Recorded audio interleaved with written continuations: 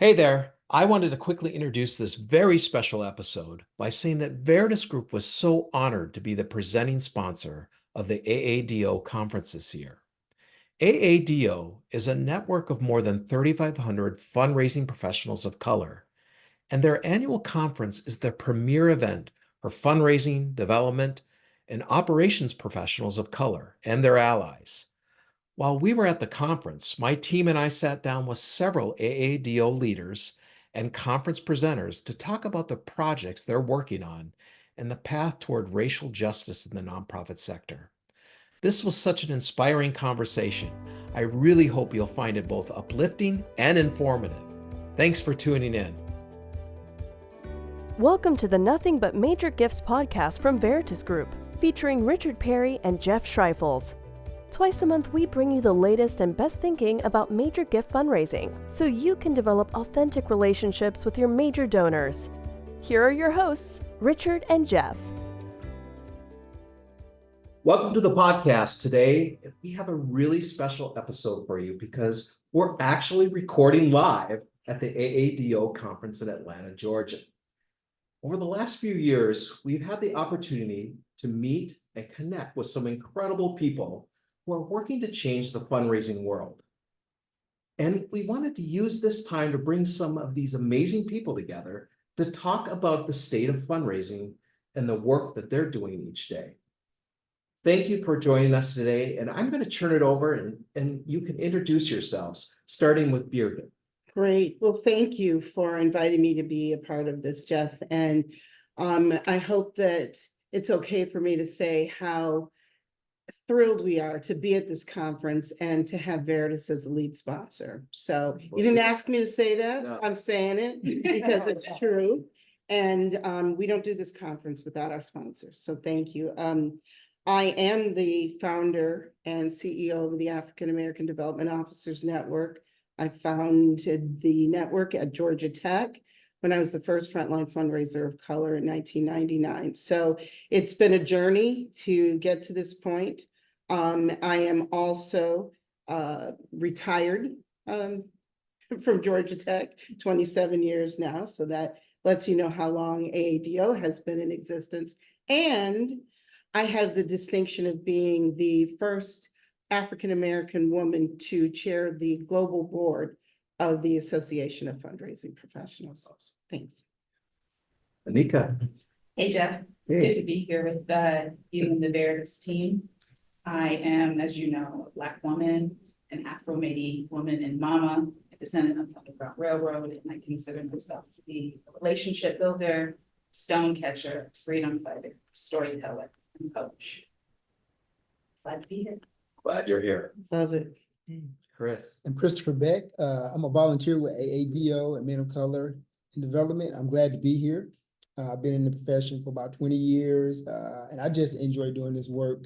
I'm grateful enough when I met Birgit about 5 years ago, I literally called her. She said she allowed me to come to her office, and she's been stuck with me ever since. And so we just kind of been joined at the hip, and I'm just here, happy to help any way that I can. It's awesome. We're so glad also to have other folks with us from Veritas. My colleagues, Karen Kendrick, who's the Senior Director of Client Engagement, and Renita Tyson, who's our Interim Director of Client Services.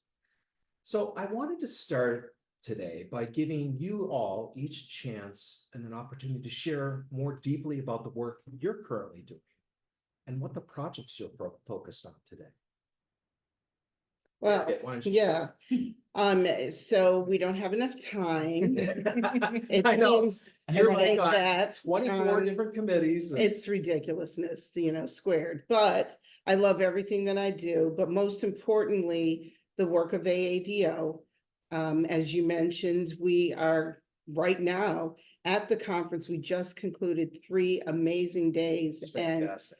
people have said things that have really touched my heart.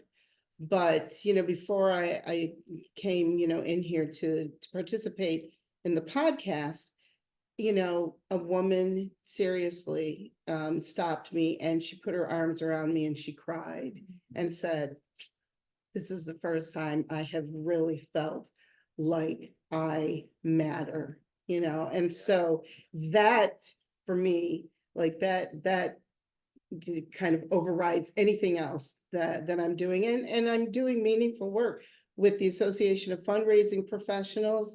Anika and I have been, joined at the hip in addressing anti-Black racism in the association. And so I'll speak about that later, some of the things that we're doing, but that is probably the most meaningful work, along with some other projects. And I am a grandmother to two amazing little girls, 14-year-old named Mia and an 8-year-old named Zoe. Like my sister, when I saw this question, I thought, okay. What are the things we want to talk about? So there are three, Okay. and they speak to 3 different hats that I wear, and work that I'm very proud about, and some of the work you know about. So I'm the founder and leader of the Black Canadian Fundraisers Collective, and we have been working in partnership with the Black Opportunity Fund for the last 4 years to bring a program to life called the B3. B3 stands for Black Led, Black Serving, Black Focused Organizations. The B3 Capacity Building Academy. And that arose from a conversation with the Black Opportunity Fund that was started in the face of the murder of George Floyd. And they were doing, they're having conversations across the country of Canada with B3 organizations, asking them what their barriers were. And the number one thing that they came back with was funding.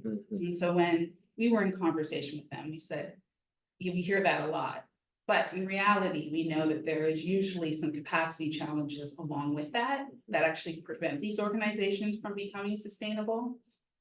So from that conversation, BOF asked us to design a program for B3 organizations to build capacity. And so in July, we'll be launching this program. We have 25 spots where we're giving $20,000 to each of these organizations, along with an 8-month training program to build capacity in community, in a cohort. It is bilingual and national in scope. And so we had over 400 applications for 25 spots. So we are extremely excited about that. You know all about collecting courage and our work with A Path to Action, because your team has gone through that training program. So we're exceptionally excited about our 4th cohort just ending, and our 5th cohort of Black and Brown nonprofit professionals begins in the fall, and that is a 8-module training course done in community again for professionals to really begin to explore their role and responsibility as it relates to racial justice in the charitable sector. And then lastly, my passion work is with the Empathy Agency. As you know, I'm the principal and founder of that agency, and I spend the bulk of my time coaching and training, but more coaching than training, individuals and groups, both as they explore racial justice for themselves, exploring their own identities, but also for fundraisers, particularly Black and Brown, who are looking to move up in their organizations or looking to survive or escape dangerous, toxic environments. So I feel grateful to be able to do all that work with a community of folks. And you do it well. Yes. So. So hello again, everybody. So my day job, I am a philanthropic advisor. I enjoy connecting philanthropists with causes they care about in order to support a great mission. And but my volunteer work, how I get back to the sector, again, I volunteer a lot with AADO and Men of Color. And that was really birthed kind of out of COVID, if you will. Beer saw a need, my coach Ken Miller that talked about getting Black men together to kind of rise up and just kind of give us a safe space to come talk about issues that we deal with in the profession. And I was so also my 2 other Mosley brothers that started, Andre Iazabo and Marcus Brewer. out of Houston. So here we are. So I spend a lot of time outside of my job helping build an AADO how I can, and also with men of color and development. Wow, thank you all. I know that's just the tip of the iceberg of all that you're involved in. So as you all know, this is going to be a good conversation. This is a tough question because there's a lot you could talk about. So what would you like to talk about today around, what are the greatest challenges you're seeing in continuing the work of racial justice within the nonprofit sector? I'm going to tell you, for me, the number one challenge right now is diversity fatigue, right? Everybody, George Floyd was murdered, and, suddenly I remember we did this, I don't even know if it was a webinar or something like this right afterwards. And we had a number of the women from Collecting Courage. I think there were maybe about 8 or 9 of us. And I had over 2,000 people register because they wanted to hear from us. There was this great interest in hearing what our experiences were and how you could be an ally and what, you could do to demonstrate that you really cared, about making a change, bringing about change, and really addressing, racism, and particularly anti-Black racism now. And it has, sort of waned, I could have that same, webinar today and maybe get 80 people, and it's not that people think, okay, we've got it, we understand it all. It's time to move on. Yeah. Let's move on to something else. And we haven't begun to touch the work that needs to be done, right? And so, when we have these conversations, and I'm going to put, my sister Anika on the spot. Hopefully she remembers. If she doesn't, it's okay. But we were in Vancouver, British Columbia, a few weeks ago, and we were, speaking on a panel together, and with our other sister and co-author and editor, Nicole Salmon. And 2 things happened that were just letting us know how much things haven't changed. One was, tell them what happened when you were out in the... So just before our panel discussion was beginning, I went to the washroom. It was in a hotel downtown Vancouver. And I walked through, and as I was coming back, everybody had their lanyards on. I was wearing all white. And there was a group of people walking in the same direction as me. And there was one white woman in the middle, and she turned around and looked at me and said, "Where's the food?" And I said, Yeah. "Why would I know?" And she said, "Oh, you look like you worked here." Yeah, so that, and when she shared that with me, I thought, the more things change, the more they stay the same, right? And then I'm gonna put you on the spot one more time. It's okay. Do you remember the question that the guy asked off to the right when we got to the questions? And it was, it was a question kind of around how do his kind of the intention was sort of a challenge, like we are, how do we bring about change? I mean, he was challenging a question that someone else had asked. And I don't remember exactly the question, and Anika has that look on her face like she doesn't either, but the way that he questioned it kind of was you gotta prove a yourself. little bit, yes, there was attitude in it. It's like, kind of like, when are we gonna, really have the information or the tools to fix this? Tell me, what I need to do to address this. Yeah, as if Remember? the answer is outside of himself. Yes, As if it's something else's yes, work. yeah.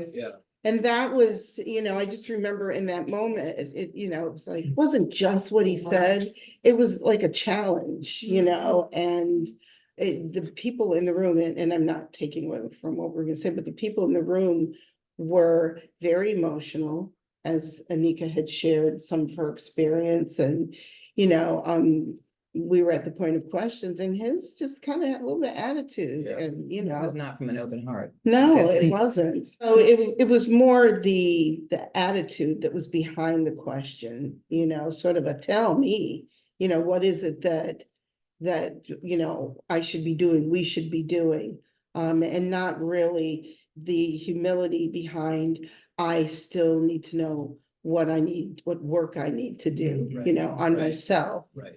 And so there were plenty of people that really took good things away from that and learnings, and were crying. They were coming up and talking to Anika, but we just realized that there's still much work to do, and people still have to be open and willing to do the work. And I'll conclude that by saying, and I really feel, we talk about this often, that, you know, we're talking membership associations and organizations, but it's the members or the people in the organization that need to hold the leadership accountable, right? Not this leadership down, Yeah. you know, and kind of controlling the people, but the people, you know, holding the leadership in a place where they have to be accountable and they have to be responsible for change. Thank you. Anika, you want to add to? Yeah, I That think question. I think my answer is probably a good dovetail. White power Mhm. is the greatest challenge to continuing racial justice work in this sector. And so when I'm talking about white power, I'm not talking about an individual's power. I'm not talking about skin color. White power doesn't even need white people to Mhm. exist and to perpetuate itself. As a matter of fact, it'll discard white people if it deems that white people are in the way of its agenda. I've seen that happen. So, you know, in philanthropy, our relationship and proximity to power is particularly close. And you might recall me quoting the woman that was in the interview with Nicole Hannah-Jones that said, you can't concentrate power and wealth and be principled. That's the truth. And so we have to be very curious, and then more than curious, we have to be on guard to understand what white power is doing, what role we might be playing in the perpetuation of it, and what is our responsibility to begin to challenge it, to resist it, and perhaps if you were white, dismantle it. Mhm. And until those things are happening on a daily basis for every single one of us, this issue will remain. And white women in lobbies of Vancouver hotels will continue to look at me and think for some reason I work there. Mhm.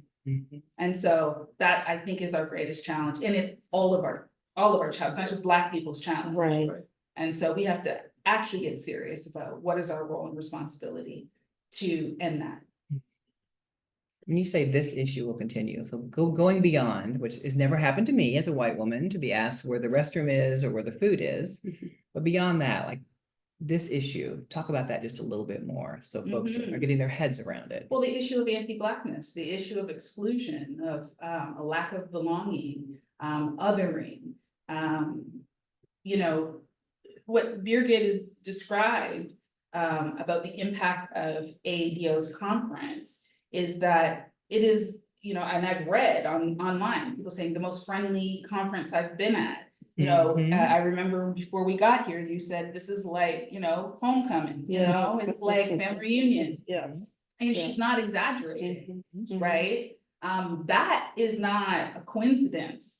That emerges from our ethic and our community commitments as Black people, Mhm. you know? Mhm. And so, and it's only in these spaces Mhm. that these sorts of experiences emerge. We were together not that long ago in Right. Toronto and had a Mhm. very different experience. And Very many different. of the same people were we were all Mhm. present there, Mhm. right? And had a very different Mhm. experience. In my experience as a white woman here versus Toronto, it's a Right. very different experience. Yeah. Yes, Exactly. very different community, very different authenticity. And so when I'm talking about this thing, that's what I'm talking about, our ability to know that we belong. You know, belonging makes our bodies feel safe. It's like essential. It's essential to our well-being, as essential as love, as a matter of fact. And yet we have large swaths of our population walking around not having this experience. in places where they spend the bulk of their time, Mhm. and it's killing us. Mhm. And I had this conversation, with our brother Madej, who, was sharing with some leadership of AFP, some concerns that he had about some things that happened in Toronto. And he copied me, on that message. And, I am in the generation where my parents, lived through the civil rights movement, right? My dad actually took a sign down off of a bus that said color section only. They were at Tuskegee University, and my mother nearly passed out. She's like, "What are you doing? Put that back. We're going to be arrested." So these are my parents, but they taught me to assimilate, to not stand out, don't, because I'm already going to walk in the room black. Mhm. There's nothing I can do about that. But the other ways, and how I, show up in, being smart and articulate and, blend in and don't be a rebel, And so Too late for then, that. well, but I mean, I did that for, Mm. a while, and I, was really a rebel when I wore an afro, in high school, but then the white boys in the back of the classroom were blowing spitballs through the straw into the back of my afro, and I was picking, those out at the end of the day. But, I survived through all that. So I'm, engaging with people like Anika, who's a little bit younger than me, and she's got that, edgy, and so. I'm not, I know. But I learned, so Madej writes this letter, and so by the end of it, I'm a little offended because I'm like, I'm the global board chair, the first Black woman. I worked really hard over this past year to bring about change, and I felt like, the message was the needle didn't move, and so I didn't do anything. And so I said that to him, on my own, and I know he won't mind me saying this. And he said, "Oh, no, no, no, no, no. This is not directed at you. You have done plenty to bring about change." He said, "Sis, this is not you. This is not a person at AFP. This is systemic. And we've got to work at bringing, change, holding leadership accountable, being the voice, of the many, right? To do that. So he included, do the things that we can to bring about change. But what happens when we walk out the door? Yeah. You know what I mean? What happens when I'm no longer the chair at the end of the year and he's no longer the president of the Toronto chapter? And we go out, Anika says, "I'm never going to be a member of AFP again," and we go down the street. What happens? What change takes place that continues? And that's what we're talking about. Chris, jump So, in. yeah, no, right? So. If you can. No, if you can. So listen, there's much that I can say, but two things that really sticks out to me right now, as we continue this work, is having some really real conversations with some white friends here recently about kind of all the things, but in the charity sector, people are afraid. I walked away from that conversation and the person was like, "I'm afraid." And I said, "Well, I get that." I said, "But I'm afraid too." I said, "But it's okay." I said, "But what we can't do is not talk about how afraid we are, right? And we can talk about it." I said, so that's one thing. The other thing that I see is that there's a new narrative that's being written right now, right? From the shrinking donor base to the new, just a new philanthropic person, the great wealth transfer, all the things, right? Yeah. So, and not to mention just kind of the shift in demographics, right? So that's going to change how we do a lot of things in the charity space. And so, but I feel like there's still this notion to do it this old way, right? But you can't do it an old way when a new narrative is being written, right? So again, I think that goes back to people being afraid. Because you can't, what you used to do, Afraid of change. yeah, you can't do it because it's different, like the Mhm. whole landscape. And I think that's two things that I think about a lot. And that I'm constantly, if anybody talks to me, no, that's kind of what I'm constantly talking about, because we got to have a conversation. It has to start somewhere, but also understand there's a new narrative that's being written. Mhm. Thank you all for bringing these very real challenges to the forefront. I think these are things we all think about, some of us live it, and we all need to hear it. I'm curious though, what is inspiring you about the fundraising community at present and about the progress that's being made? You want me to go first? Yes. With great joy. I mean, the reason why we're all here is Mhm. one exceptional example. Organizations like AADO, Men of Color in Development, Mhm. Black Canadian Fundraisers, Mhm. Mhm. F3, Fabulous Female Fundraisers. Mhm. These organizations, all of these organizations emerged out of a denial of space, place, and belonging. And the proliferation of these organizations is not going to stop, Mhm. because we understand that we can just create the community. I mean, as Black people, that has been our history. Yeah. Yes. We create our own freedom. Yeah. Right? And so we are doing that. And so when I come to Atlanta, the first time, never been to Atlanta, and I get to see all my beautiful colleagues, just so talented, just so excited, so full of energy, so full of hope, so connected and Yeah. so loving. Mhm. Yeah. That to me is no doubt the future that I want to be a part of. And we're happy to have allies. Hate Yes. that word, by the way, because we don't want you to be passive. We actually want you to be active, which is why we really love co-conspirators. We want people who will conspire with us Mhm. around freedom dreams. And so that, Mhm. I mean, I will get up every day Mhm. for free Mhm. to do that work with y'all. Mhm. You gotta follow that. Wow. Well, you know, I don't think things just happen, you know, accidentally, right? So, I was in Toronto at AFP's Leadership Academy lead, it was called at the time, when I met Nika. We had no idea. No idea. No, we were like, hey, hi, nice to meet you. Yes, you know, met her amazing aunt. And we had no idea what that future was gonna look like, what that path was gonna look like.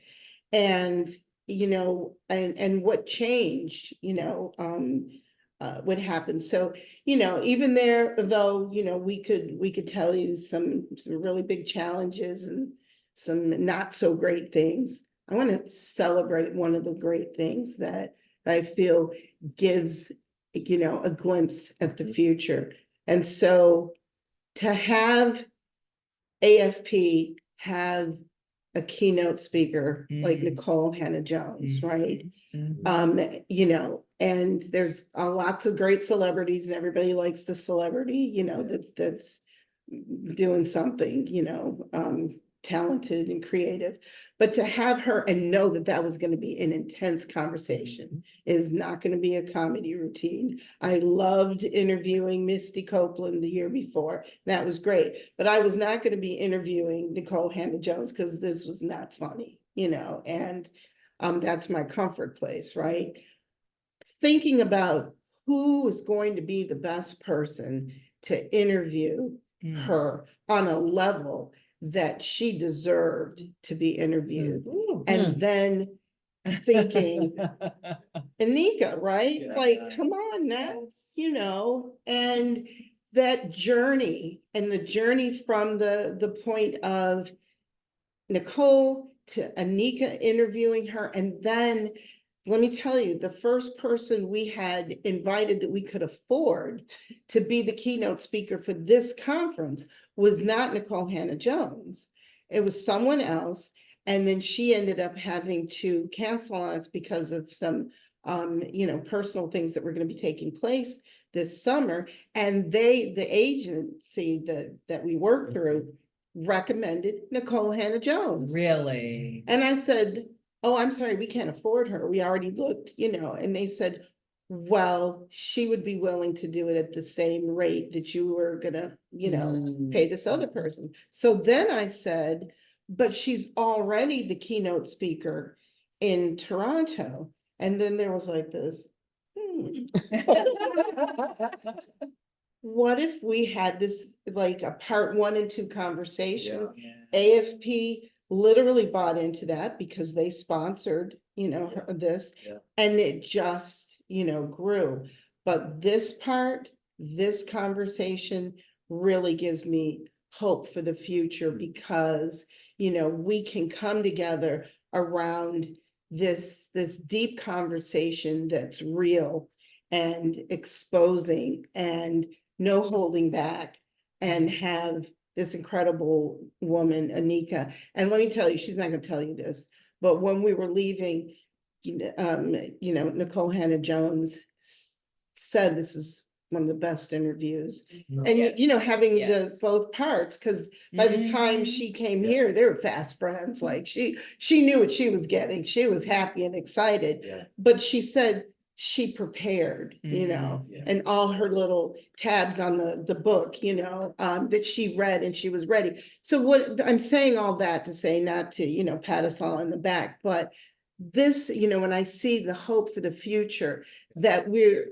able to have this liberty to be able to do these things and to not be, because this is our first conference without a partner. So there was fear, is this going to work? And it worked. And you all came to the table before the table was even set, and said, listen, we want to be there to support it. So it's only going to get better. That gives me hope, so. So also what's inspired me right now is a couple of things. So people are still very generous right now, right?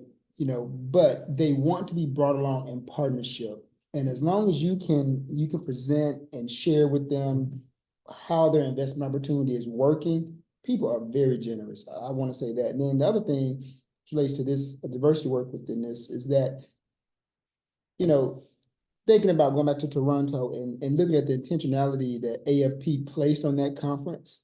If you attended that conference, there was no doubt that they were, they were like, it was real. And I looked around the room and you could see, I was smiling, of course, but but there were some people that were just like, you could see they were shocked, right? And so, but that's the same. That's what I'm going back to the new narrative. This is it. It's not going anywhere, right? So you got to figure out how do you, because it's going to be ouchy as we go forward, right? It's just going to be what it's going to be. Ouchie. And ouchy. And so, but no, those are again, there are many things, but those two things that come to mind off the top. So good. Like that. This has been such a great discussion. We have one last question for you all. So what is the one thing you'd ask the members of the audience that are listening to this podcast all over the world to do to continue the work of racial justice within philanthropy? Yes. Well, yeah. It's really quite simple in my mind. The work of racial justice does not begin outside of oneself. It always begins within oneself. And so if the questions you are asking don't have anything to do with you, or you don't think have anything to do with you, you're not asking the right questions. And so what I would love to see is, Black people already do this because of the lives that we live. But we want to invite people who don't share that experience to understand that this work begins with them. It begins with their actual identities, not the racialization of whiteness. Racialized to believe you're white, but it's a construct, right? And so I believe that our work always begins with understanding ourselves, our true identity, and how that identity is linked to this truer narrative and narratives about injustice around the world and wherever you live. right? And the more you examine how our oppressions are linked, Yes. the more you will find yourself proximate to oppressed people and living a more true life. And so that's my hope and wish always, is that people take the responsibility to understand that this work is not outside you, it is inside you, and it begins with you. I can't add to that. I mean, because that's exactly, that's it. Do you know what I mean? That truly is it. And, you know, as we're talking to people who, you know, say, but I'm not racist, you know, don't take any kind of ownership of any of it. And, you know, look beyond and say, but it's not me. It's you. And, you know, all I can do is, you know, say I'm an ally and wish and hope that, you know, we all can join hands and sing Kumbaya and it'll all, you know, be fixed. The work that needs to be done sometimes brings up some painful things, and we've heard some of the co-conspirators say this in Toronto, you know, admitting, listen, I'm racist. Mhm. And maybe, you know, 6 months ago, they might not have said that. Maybe a year ago, they didn't even realize they were. Do you know what I mean? So yeah, and to be able to rest with that and be willing to do the work, you know, to